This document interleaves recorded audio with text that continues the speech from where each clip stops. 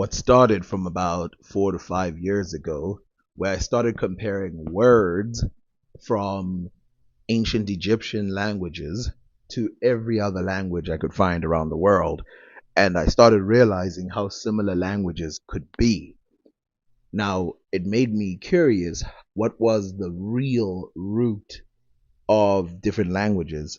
And in ancient Egyptian, it became obvious that it was the Afro-Asiatic. And I did not even look this up because I didn't want them, or I didn't want myself to be influenced by people, but instead I wanted to be coming purely from my understanding. At the end, I came to an agreement. But when it came to the Bantu languages, it became obvious that there was another group. Now, something that I slightly disagree with the experts on is that they say the Niger Congolese languages are very closely related. I think they're slightly related, but I don't think that they're very closely related. In almost nothing, they are similar. And in my opinion, some of the words are more similar in other groups than those two. But I do not dismiss it completely because, of course, I've seen the similarities. Now, to compare two Bantu languages, first, let me start by giving you a background, which is I first used to believe that the word T, which means tree in the Bantu language, I first believed when checking that it came from the word tree. Why wouldn't it? T, tree, makes sense. I'll give you another example. For example, the word stena in African languages means stone. Clearly, it comes from the word stone, steen, in Dutch. But to my surprise, it absolutely didn't come from the word tree. Instead, it came from a deep root of African words. Deep root, see what I did there? Of African words.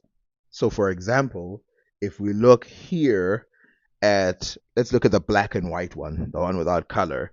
That's from the 1800s by Bishop Colenso, who was documenting all the words that mean stuff in Zulu languages and then translating them. Now, the interesting thing is how they translate them, because of course, at that time there was no alphabet. Not that there wasn't any writing system, but there was no alphabet. And so they had to make it up. And you can see there how the T right at the bottom is T and in brackets So it's T, meaning a tree. The part means tree. Now this is interesting for two reasons. One, it tells you that they have a deep knowledge of the language and its grammar. But let's move to the colored version. You can see there right at the very bottom the word fustus and the word palo. This means stick or pole, right? That's the that's the Latin and Portuguese version of these words. So fustus means, wood, and palo means pole or stick. And you can see there that the next word, all the ones in red are the Bantu words, is T. But here's the catch. Here's where you know it's a native word. One, English was never spoken in this region at this time. This is from the 1600s. English was not spoken. So the word T, and as you can see back on the other one, T, they start to realize. And now something that you can add there is you can understand that the part that comes with the word, though it being a prefix, is actually essential to the word. So the English one that's sort of separating it is being a little, you know, overreaching in separating the word. Another way of looking at it is the Latin Spanish one, which, by the way, I prefer the Latin Spanish dictionary because it gives you more of a context. It is underreaching by making it one word without showing fully that that M is a prefix or really any other word. Most of these words that they put have a bunch of prefixes and they don't do it. But obviously, using this word, pole or stick, is not good enough. We want the word tree. So if we look up the word tree, which is arbor, which, that's the best pronunciation I know, arbor for the word tree in Latin, which you can see there the translation in red. Remember, everything in red is the Congolese word muti. Now you would be like, wait a minute, muti is not the same as umti, right? Well, it is. This is where the confusion comes in because they're not sure how to pronounce this word. They're not sure if it's one word or two words. So you see here they have the word muti, plural miti, which is the same in Zulu as well. But if we switch, we can see here that the word returns to umti. So if we look here, the word is umbratilis arba, meaning the umbrella tree. Umbratilis arba. Remember, arba is the one we just looked at, meaning tree. But obviously, because it's a different language, T comes first in red. Everything in red is in the Congolese language. Unpayable. T unpayable. Now, this is also very important because I can't find any usage of this word unpayable, meaning umbrella today. People just generally use the word umbrella.